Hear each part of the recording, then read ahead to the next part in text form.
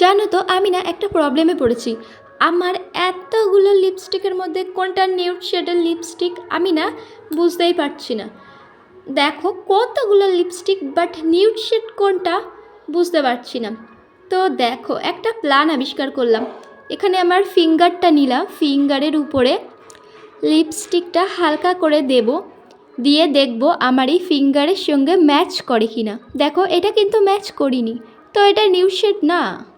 তো চলো আবার এই দেখো আর একটা নিয়েছি, তো এইটা দেখো একদম ম্যাচ করে গিয়েছে। তো এইটা আমি নিউড শেড হিসাবে ধরে নিতে পারি এবং আমি আমার লিপসে অ্যাপ্লাই করে নিলাম।